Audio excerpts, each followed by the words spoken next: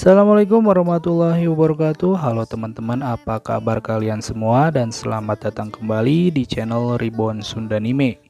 Di video kali ini saya akan membahas manga Jujutsu Kaisen chapter 109 sampai 110. Sebelum kepada pembahasan, jangan lupa untuk dukung dan support channel ini dengan cara mengklik tombol subscribe-nya, oke? Biar saya makin semangat lagi bikin kontennya. Setelah sebelumnya dirinya berhasil memasuki wilayah Dagon dan memberikan senjata kutukan spesial kepada Maki Zenin, kemudian selanjutnya yang dilakukan oleh Fushiguro adalah mengeluarkan beberapa Shikigami katak. Di sisi lain, Dagon yang merupakan master dari wilayah tersebut terlihat mencoba akan menyerang Fushiguro yang secara sengaja telah memasuki wilayahnya. Namun ketika hal itu akan terjadi, tiba-tiba Maki Zenin dengan cepat menyerang gurita tersebut menggunakan senjata yang belum lama diberikan oleh adik kelasnya itu. Gagal dengan percobaan pertamanya untuk menyerang Fushiguro, lalu Dagon pun melakukan percobaan yang kedua. Kali ini demi mengembalikan jurus jitu wilayahnya, Dagon mengeluarkan dua Shikigaminya untuk menyerang murid Gojo Satoru itu sambil menghancurkan wilayahnya. Nah, di saat dua Shikigami besar berbentuk belut laut itu hampir memangsa Fushiguro, tiba-tiba Nanami yang sebelumnya telah terkena serangan beruntun dari beberapa Shikigami milik Dagon muncul kembali lalu membunuh dua belut laut itu. Kemudian, Nanami yang kini telah kehilangan satu bola matanya meminta Fushiguro agar fokus terhadap wilayahnya sementara dirinya sendiri akan berusaha melindunginya. Sementara itu, ketika fokus Dagon hanya tertuju pada Nanami Kento, tiba-tiba dari arah samping kiri dan kanan, Naobito dan Maki Zenin secara serentak mencoba menyerangnya. Akan tetapi, Dagon yang sedari awal telah menyadarinya berhasil mengantisipasi dua penyihir itu dengan mengeluarkan dua Shikigami dari tubuhnya.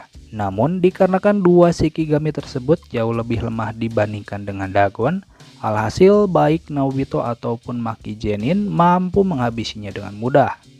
Nah, kemunculan kembali si kakek pemabuk ke medan pertempuran benar-benar mengejutkan Maki.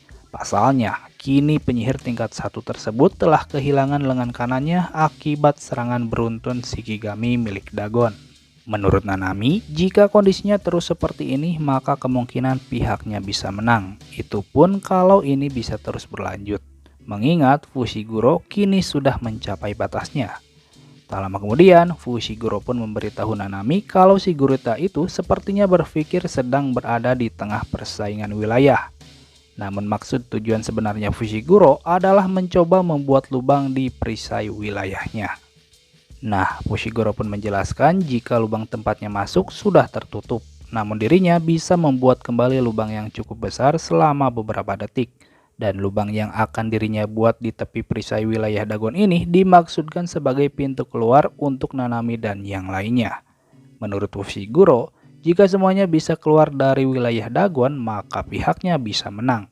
Jadi, Fushiguro meminta Nanami dan yang lainnya agar melompat keluar secara bersamaan. Kemudian di panel berikutnya, diperlihatkan dengan lantang Nanami meminta Naobito dan Maki Zenin untuk segera berkumpul.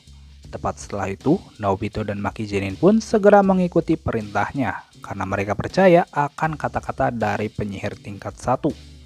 Dan Dagon yang awalnya mengira bahwa mereka bertiga berkumpul untuk melindungi Fushiguro, akhirnya mulai menyadari akan niat ketiga penyihir tersebut.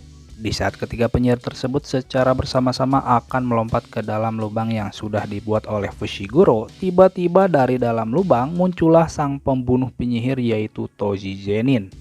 Lalu dengan kecepatan dan kekuatannya, ayah Megumi itu langsung merebut senjata kutukan spesial dari tangan Maki. Sialnya, lubang yang dibuat oleh Megumi telah tertutup bersamaan munculnya si pembunuh penyihir.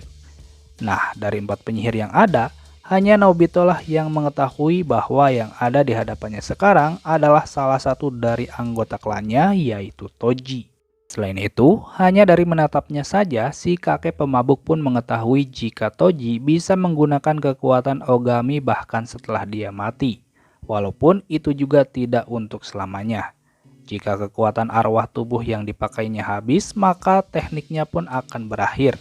Itulah yang seharusnya terjadi. Akan tetapi, semua peraturan teknik tersebut tidak berarti di sini. Sementara itu, Dagon bisa merasakan kalau orang yang baru saja masuk ke wilayahnya sama sekali tidak memiliki kekuatan arwah.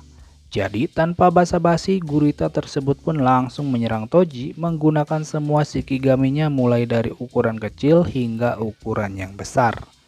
Namun luar biasanya, dengan kekuatan dan kecepatan ditambah damage senjata Maki, Toji pun mampu menghabisi seluruh shikigami yang dikeluarkan oleh Dagon.